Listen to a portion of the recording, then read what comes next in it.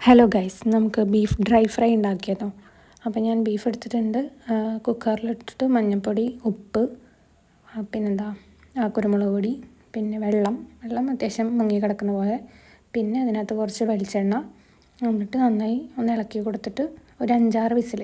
പിന്നെ അതിലേക്ക് പുതിന ഇല, വെളുത്തുള്ളി, ഇഞ്ചി, പിന്നെ കുറച്ച് മല്ലിയില, പച്ചമുളക്, ഇതൊക്കെ കൂടി ഒരു ജാറിലേക്ക് ആക്കിയിട്ട് അതിലേക്ക് മുളക് പൊടി, മല്ലിപ്പൊടി, കുരുമുളക് പൊടി, മഞ്ഞൾപ്പൊടി, പിന്നെ പെരുംജീരകം, പിന്നെ ലൈം ജ്യൂസ് കുറച്ച്, പിന്നെ ഇത് മസാലപ്പൊടി, ഗരം മസാലപ്പൊടി, പിന്നെ കുറച്ച് എണ്ണ, ഇത് ആഡ് ചെയ്തിട്ട് ഒന്ന് മിക്സിയിൽ അരച്ച് കൊടുക്കുക.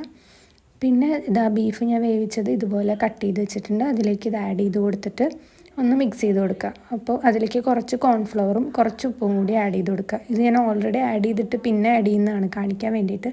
അതാ കുറച്ചുള്ളത് കേട്ടോ. പിന്നെ പ്രത്യേകിച്ചൊന്നുമില്ല, നമ്മൾ വറുത്തെടുക്കുക, അത്ര തന്നെ ഉള്ളൂ. പിന്നെ ഞാൻ സോസിൻ്റെ കൂടെയും ടേസ്റ്റ് ചെയ്ത് നോക്കേണ്ട, അല്ലാണ്ടും കഴിക്കേണ്ടത്. ഇത് രണ്ടായാലും നല്ല ടേസ്റ്റ് ഉണ്ട് കേട്ടോ. അപ്പോൾ എല്ലാവരും ട്രൈ ചെയ്ത് നോക്കൂ. ടാറ്റാ.